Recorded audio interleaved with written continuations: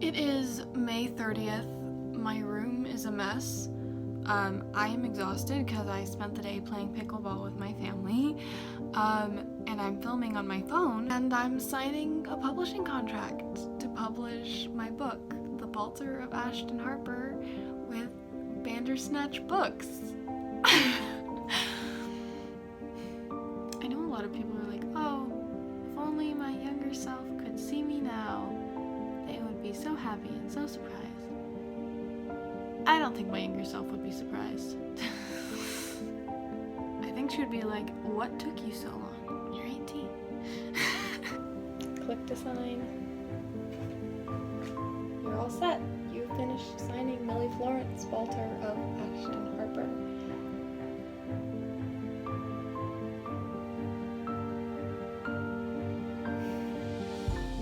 My name is Millie Florence, I am 18 years old, and I just signed a publishing deal with my middle grade historical fantasy novel, The Balter of Ashton Harper. How did this happen?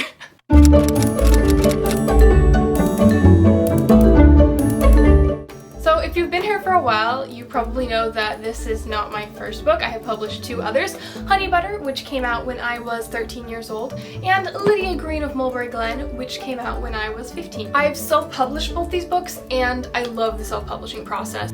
However, I had never been traditionally published before I signed this deal, and I knew it was something I wanted to look into because depending on the book, sometimes traditional publishing works better, sometimes self-publishing works better. Just from a marketing standpoint, different books are better for different methods of publishing.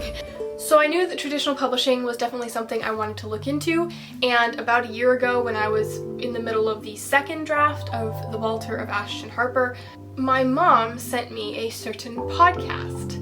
This podcast was an interview of the people running Bandersnatch Books. And Bandersnatch was currently open to submissions from my genre, middle grade. So I listened to the podcast interview and I absolutely loved the mission of Bandersnatch. They try to find books off the beaten path, as they say, which I love. And their submission form was open to even unfinished manuscripts, so I was like, hey, why not? You know what I always say, you don't know until you try. So I decided that even in its unfinished state, I was going to submit The Balter of Ashton Harper. I sent them some basic information about the book and myself through their form, just the stuff they requested, the synopsis, the title, my history with publishing and writing, and I let them know that I'd probably have the manuscript 100% complete by the end of the year. A few months later, I heard back. I got an email from Bandersnatch Books, and they said they would be interested in learning more about Balter. And would I be willing to send them some sample chapters? Oh, why yes, I would. So, you have to understand though, at this point, publishing was kind of the last thing on my mind. It had been a few months since I'd sent Balter to Bandersnatch, and I was still very much in the midst of making sure the story itself actually worked, and character arcs and plot holes and all the things, and I think at that point I'd even gotten beta reader feedback, or I had gotten some beta reader feedback, so my brain was very much in like story writing mode. It was not really in what's the proper protocol for sending your book to a publisher mode. That's gonna be my excuse for what happened next. So when I write, I don't add italics. What I do instead is when I come to a part of the text that I want to italicize, I'll put a little underscore on either side of the word or words I want to add italics to, and then when I'm formatting the book, I'll go back through and add the italics later. There's a reason for this. I use InDesign to format my books for self-publishing, and when you enter the text into InDesign, it will take away all the formatting, which is what you want, because you want to be able to custom format it in InDesign. But it will also take away italics, and that can make it extremely hard because you have to go back through and enter all the italics by hand, but it won't take away underscores. So it's just easiest for me if I can just go through and search for all the underscores and add the italics when I'm formatting the book so that the inside looks pretty. It just makes everything easier. The downside to this is that when you send the first 3 or 4 chapters to a publisher, you can forget that underscores are not a normal thing, and that you should go through and take out the underscores in italics so it's not confusing and weird. So yeah, I sent a publishing company the first 4 chapters of my books with no italics and underscores with just no explanation. They were totally cool about it, and when they pointed out and were like, what are the underscores, I explained it to them and it was totally fine. But still, I can't believe I did that.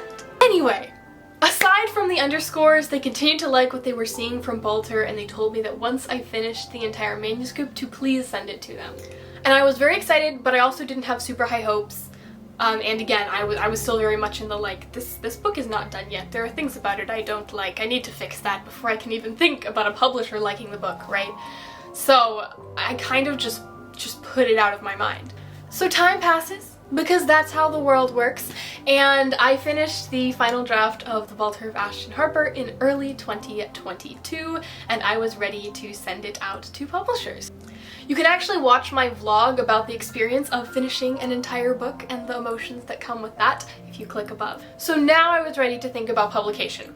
I watched hours of YouTube videos and listened to so many podcasts and read so many blog posts and checked out so many books from the library, just like absorbing all the free information I could get my hands on about traditional publishing. Because that is how you learn things. I'm not even being sarcastic, that is how you learn things. Inspirational moment. We live in a world that allows us to have this wealth of information and knowledge literally at our fingertips. And I feel like not enough people take advantage of that, because most of it is free.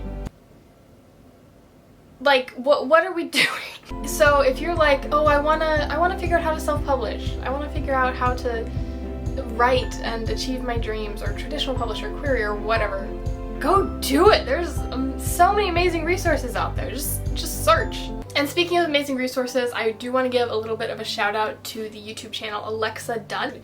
She is a multi-traditional published author, and she has a ton of extremely valuable and extremely helpful videos about traditional publishing and the querying process and everything. I learned so much from her. And then, armed with this knowledge, I set out and made a list of a bunch of traditional publishers, and then sent Balter and the query letter to everyone on the list. And this list was a mix of companies I had found online that were accepting books in my category, and connections with industry professionals I'd made at conferences I'd been to. I got a few requests for partial and full manuscripts from some pretty amazing companies, which I can't say the names of obviously, but super cool. And then 1 month later, after sending out my book to all these companies, which included Bandersnatch, I got an email from Bandersnatch with an offer of publication. And after some debating and a lot of messaging with author friends and people who knew the industry, and meeting with Bandersnatch's wonderful team, I decided to accept that offer of publication. I feel like they really just shared the vision I had, both for the story of the Balter of Ashton Harper and in their mission for sharing stories with the world, which was just so cool. Like, I feel like we really aligned, which was just amazing. And especially considering the fact that they were literally the first people to show an interest in Balter, the first company, like a year before I sent it to anyone else.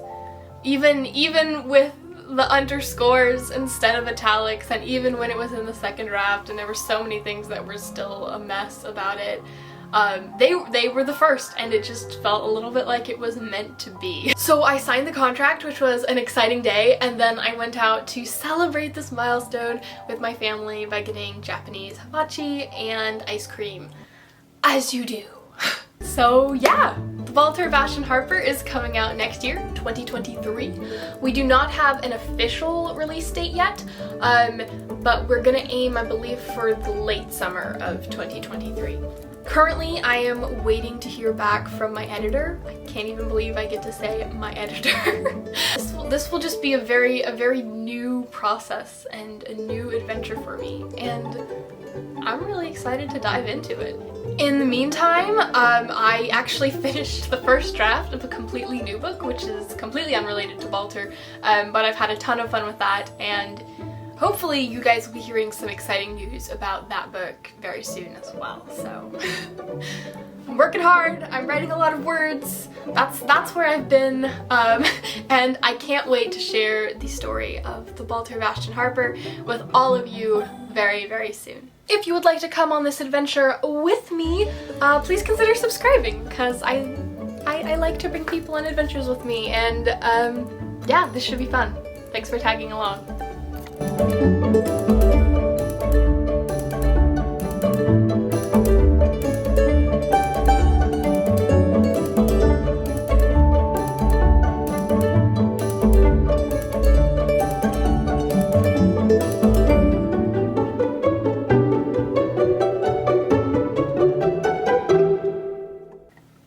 Butterfly hair clips, and they make me so happy. It's the little things in life.